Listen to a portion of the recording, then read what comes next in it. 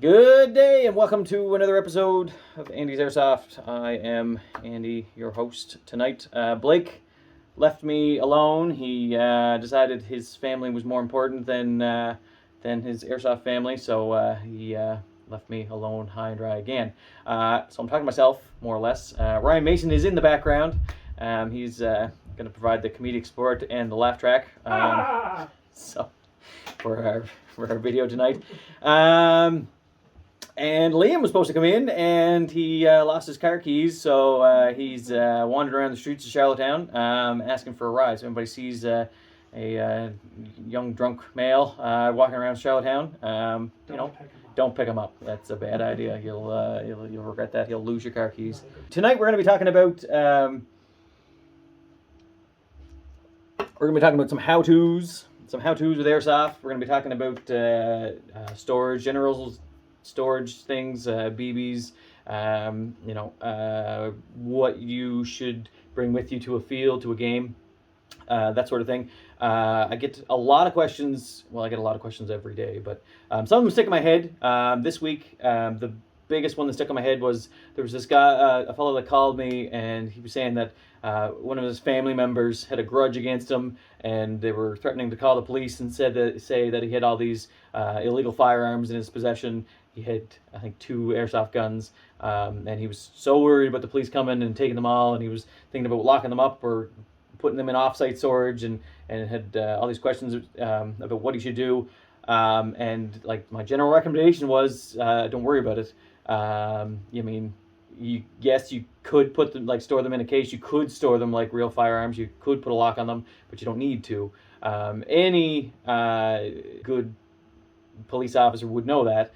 That said, if you had an arsehole of a cop come in, then it could be a problem. But generally, police don't go after that. Like, they kind of see through people's, so and so has a rifle, and then they show up and I got airsoft toys.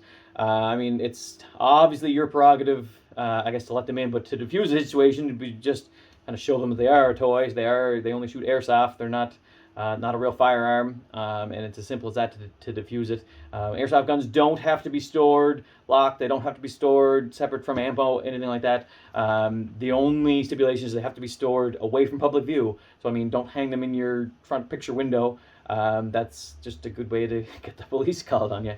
The only laws for carrying and transportation is out of public view. So if you're stopping at Walmart on the way to the field, just make sure your airsoft gun is out of sight, either in a box, a case, underneath a coat, and in the trunk is a good spot. Just make sure it's not being seen. If you're ever pulled over, you're ever driving somewhere, and you got your airsoft guns in the back seat, you ever pulled over speeding, one of the things you should just, as soon as the police officer comes to the window, just kind of mention it. Hey, I have airsoft toys in the back there. It's just toys. You want to steer away from the word gun, rifle, anything like that. Just say the word toys. Diffuse the situation before it becomes a situation. That's just common sense. But anyway, yeah. So that guy with the vindictive family members that are trying to fucking send them the cops. Just try to get ahead of it a little bit. Maybe call your local police and say, hey, I have this crazy sister that's trying to ruin my life.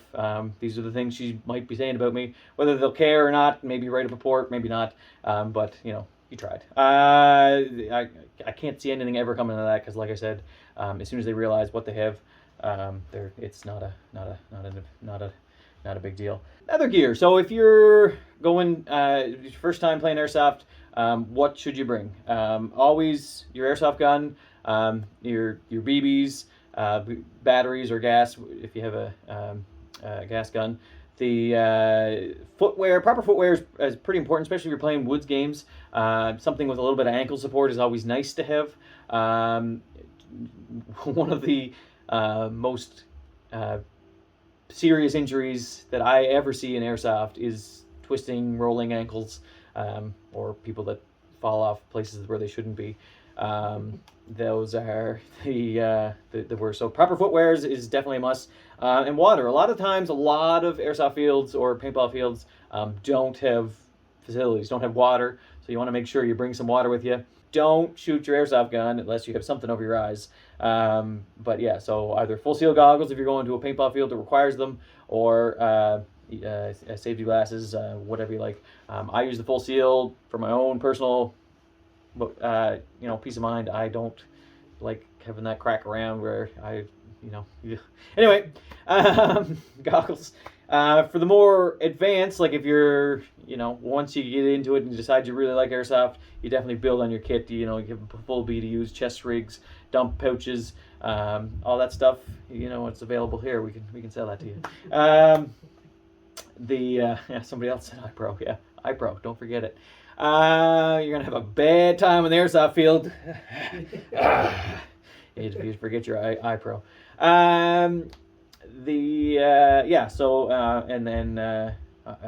Upgrading your kit is part of the fun in airsoft for a lot of people. You have your basic kit, and then you upgrade your BDUs and your chest rigs.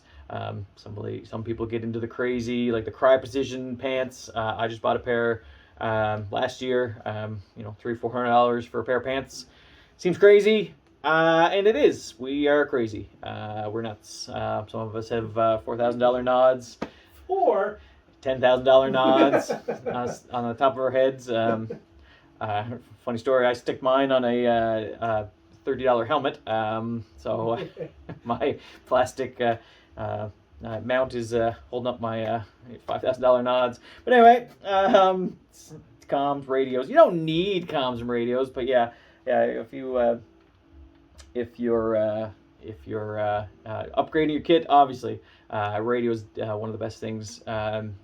Being in contact with your squad, even when you're either going back to respawn or you're separated from them a little bit, it makes a huge difference. It can turn the tides of an airsoft game if you're in good communication with your next door neighbor. If they know what you're doing and you know what they're doing, and you kind of make a little plan and go to it, it can, rather than shouting out from the bushes, "Hey, he's over there!" Well, then you just gave away your position if you're trying to be sneaky type of thing. For sure. Upgrading kits. So, and then the different types of kits. Obviously, if you get into HPA, some people really like HPA. I personally use HPA myself. Some people don't like HPA. Some people prefer the AEG route. Don't like the tank. Don't like the lines. Personal preference. That's fine. HPA is a bit of an expensive lady to get into. But Aaron's Doucette says, "Don't forget your speed loader." That's right. Loading BBs by hand, one by one, that's not something you ever want to try to do. Just the little pistol speed loaders, they're fine. Odin speed loaders, they're great. They click them in, 1, 2, 3, 4, a couple turns, and your mag is loaded. Like 4 seconds, loads the mag. Best thing I ever bought was my Odin speed loader. What? And sell, yeah. We sell lots of those. They are, well, now looking over the shelf, we are low on Odins, so get them fast before they all sell out. We can keep them now. Used to be about this time last year, there was none to be had anywhere. We were had nothing for like months of Odins, and we had pre-orders like through the roof. So then finally, when they came back in stock, we ordered a mountain. It was a giant box of Odins. It was all sold, but that was a good time, fun time. Another part of kind of upgrading your kit, getting more fun things. Grenades. They make a big pop. They make a lot of fun. Airsoft Innovations used to be a company that made some really neat grenades, some sound grenades, some BB grenades. They, however, have gone missing over the last couple of months. Nobody can get a hold of them. Nobody knows if they're going to keep making them. I personally hope they come good and ship people what they took all their money for and start making their grenades again. But if not, I got back channel plans to maybe start making our own, try to get something done, so we can maybe get grenades back, because despite the company being a little shady and hard to get along with and hard to nail down about their timings, they made some nice grenades. Like they're a little expensive, a little pricey, but their Tornado 2s were really good. Their sound grenades, they were great. I don't think we have any left at all. I think we're done selling those until that's figured out, or until we figure out how to whittle them out of some aluminum ourselves. If you're looking for airsoft, you want to buy some airsoft, the best and only place you should go is andysairsoft.ca. That's our website. In case you didn't know, in case you're unfamiliar, just happened to be scrolling through somebody else's Facebook page and found me here talking to myself. Yeah, so we special order things all the time. If you're looking for something specific and you don't see it listed on our site, send me an email. Give us a message on the page. Give the shop a call.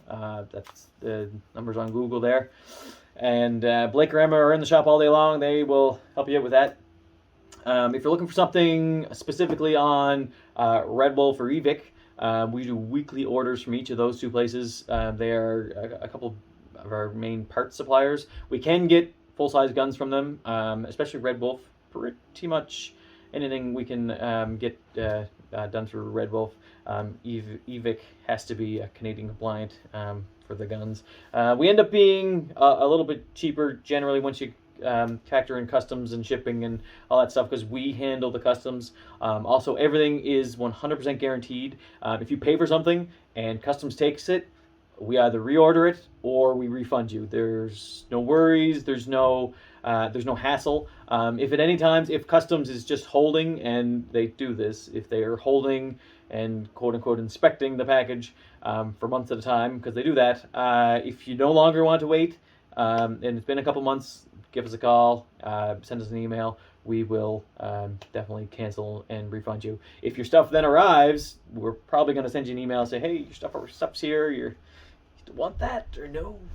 That'd be cool. But there's no hard feelings. It took that long. We understand, and we refund you. That's part of our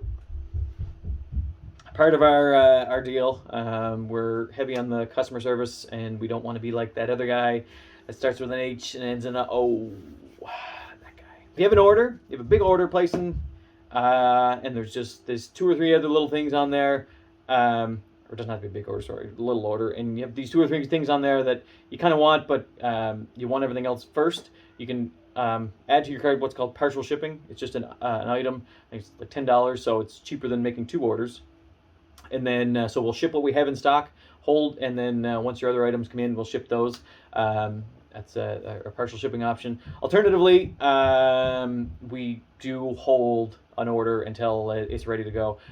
If it's a big order, if it's over $1,000, free shipping over $250. So if it's over $500, essentially you paid for free shipping twice. We don't default to shipping it twice, but if you want most of what just is in stock, we can send it now, and then once your other stuff comes in, we'll ship that later. Just like I said, shoot us an email, give us a call, send us a message. We're not mind readers, though. Some people tend to think that we know exactly what you want before you tell us. Case in point, somebody canceled an order because he had waited 2 weeks for his pre-order and then decided he didn't want it. That's fine, but he started a PayPal case against me instead of just asking for his money back. Like, I would have happily canceled and refunded, but he started a PayPal investigation, which actually took, a couple of days to resolve. So it took him longer to get his money back that route than just saying, "Hey guys, give me some money," which we would have. Low on the questions. That is about all I have to say about how-tos.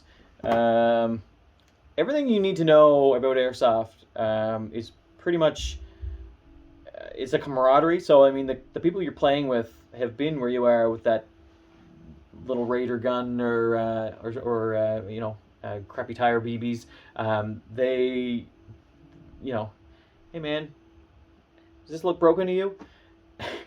Most people in the field will happily help you out, point you in the right direction, which is usually here, and we'll get help you find what you need to either fix your stuff or upgrade your kit.